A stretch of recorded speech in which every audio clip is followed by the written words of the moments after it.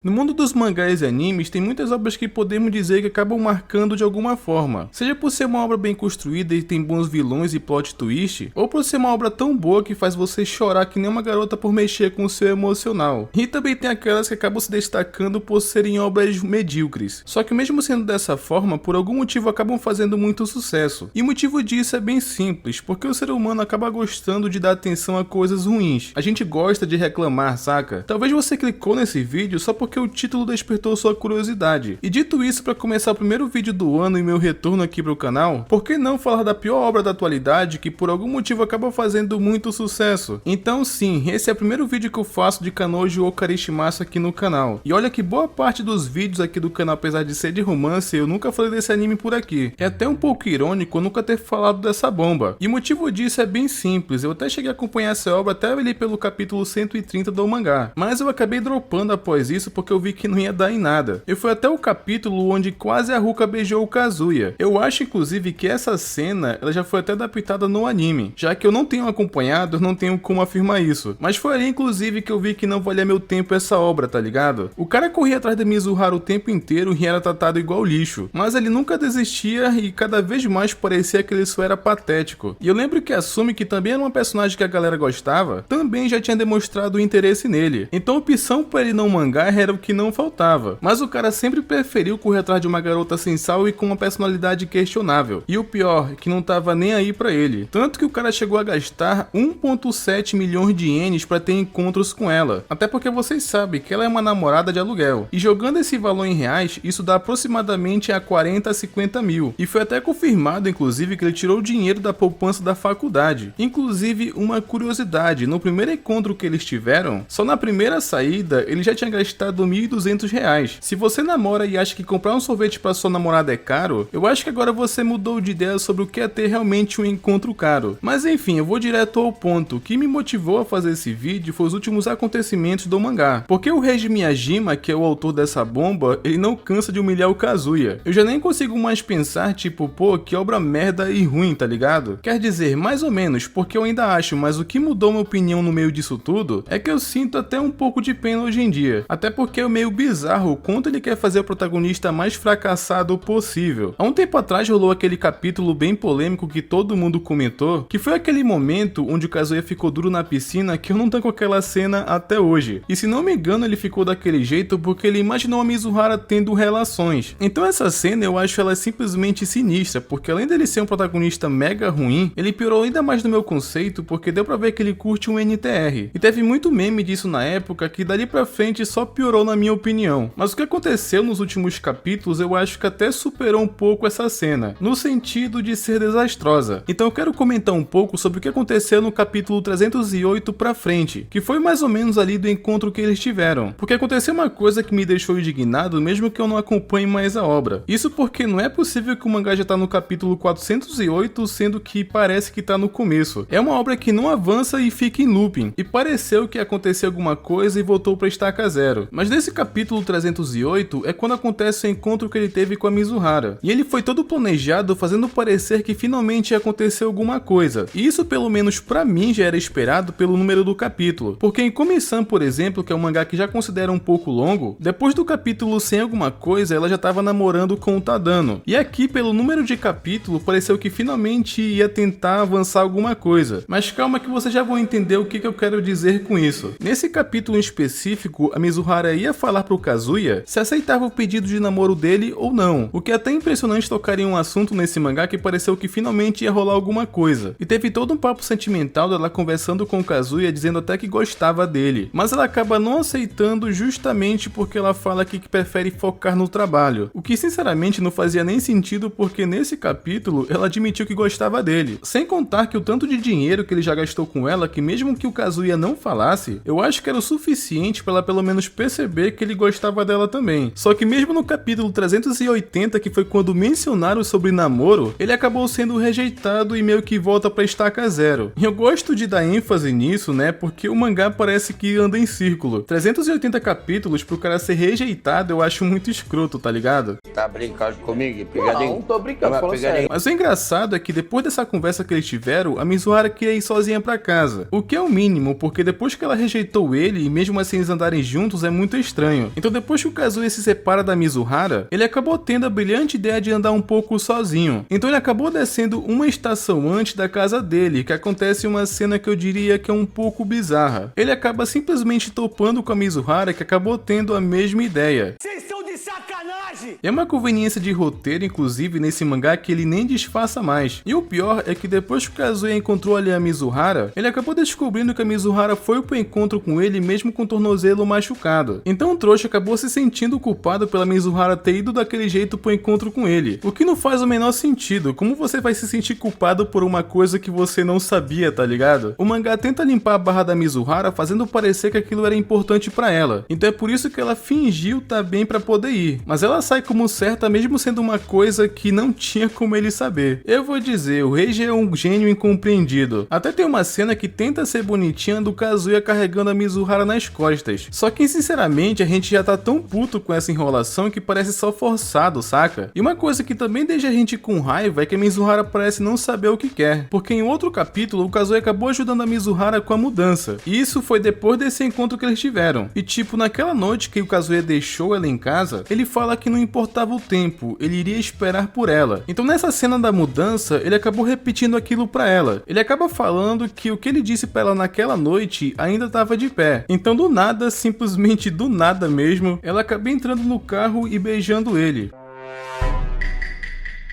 O que é um vacilo do caramba, porque ela já rejeitou o cara. Então é foda porque ela acaba iludindo ele e fica nesse ciclo. Então se ela quer focar na carreira porque acredita que o romance atrapalharia a evolução dela, acaba que essa atitude dela não faz nenhum sentido com o que ela fala. Até porque ela também tá alimentando um sentimento pra si mesma, tá ligado? Só que deixando isso um pouco de lado, agora chegou no momento que eu realmente queria falar nesse vídeo, que foi o que aconteceu nos capítulos mais recentes. Eu só precisava dar uma contextualizada antes. Porque apesar que eles não avançaram ainda no quesito namorar e tudo mais, já aconteceu algumas coisas como vocês viram. Então pra ser justo, eu não queria só estar reclamando aqui, mas o que me motivou a fazer esse vídeo é justamente o que eu falei lá atrás. O Reiji Miyajima é um homem que adora escrever obras criminosas e consequentemente adora continuar humilhando o Kazuya, porque depois desse encontro que o Kazuya teve com a Mizuhara, eles ficaram um tempo sem se ver. Então pra poupar o tempo de vocês e também o meu, vou pular pra uma cena que rola no capítulo 399, que foi o capítulo em que o Kazuya acabou mudando de aparência entre aspas, o que é até irônico porque acabam falando que ele tá mais parecido ainda com o autor da obra. Então depois dessa mudança, todas as garotas da obra acabaram ficando caidinhas por ele. Eu não posso afirmar se isso tem algo a ver ou realmente é só uma coincidência, mas um fato é que depois que ele mudou de aparência, isso realmente acabou acontecendo. Nesse capítulo, inclusive, ele é um pouco focado nele encontrando uma Mami por coincidência, o que é hilário porque eu já falei que esse mangá não para de surpreender com coincidências. Mas o lance é que no final da conversa que eles tiveram, a Mami acaba perguntando se ele ainda sente alguma coisa por ela. Enquanto eu tava lendo esse mangá, né, pra fazer esse vídeo, eu confesso que eu fiquei puto porque deu pra ver o quanto o Kazuya não aprende. Porque com tudo que eu falei, né, com a grana que ele gastou, a declaração, o pedido de namoro também pra Mizuhara, tá muito óbvio o que ele tinha que falar pra essa vagabunda. Tudo que ele tinha que falar e que já gostava da Mizuhara. Mas a decisão que esse infeliz toma é simplesmente só mudar de assunto. Tá brincando comigo? Pegadinho? Não, tô brincando, Uma falando pegadinha. sério. O que isso acaba sendo bem ridículo porque a impressão que passa é que ele tenta manter tudo por perto sem abrir mão de nada. Até mesmo dessa garota, que convenhamos que ela é a mais escrota da obra. Ele tinha que ter mandado ela se fuder faz tempo, mas fica nesse ciclo, sendo que tudo que ele tinha que dizer era o que ele sentia pra pôr um limite nisso. Ainda mais uma pessoa como a Mami, que é bizarra. E pra completar, inclusive, no final desse mesmo capítulo, acaba aparecendo a Ruka, que ela mesma do começo gosta dele até hoje. E ela acabou lembrando de uma cena onde ela sentou na cara do Kazuya. O que ela pensando nessa cena, ela acabou sentindo os desejos estranhos. Eu acho que o que ela fala deixa bem claro o que ela quer. O que é mais uma prova, né, que depois que o cara mudou de aparência e ficou mais parecido com o ator, todo mundo acabou caindo em cima. Virou o famoso pica de nero. Mas enfim, o lance é que eles vão em um encontro. Eu não sei, inclusive, porque eu não acompanho mais, né, eles no começo fingiam estar namorando. Eu não sei se isso acontece ainda hoje em dia no mangá, mas eu acredito que sim, por conta de uns diálogos ali que eles têm. E também porque no fim das contas, quem levaria uma mina pra casa, sabendo que ela ela sente algo por ele, saca? Pelo menos não era pra ser assim, mas como estamos falando dessa obra, parece que a lógica não se aplica. Mas enfim, como ela foi na casa dele, ela acabou se aproveitando disso. Ela acabou indo pro ataque porque vocês sabiam qual era o plano dela. E a cena que eu achei bizarra é a que vem a seguir. Porque como eu falei, o autor não cansa de humilhar esse cara. Porque a Ruka simplesmente só encostou no cara e ele teve Uma ejaculação precoce.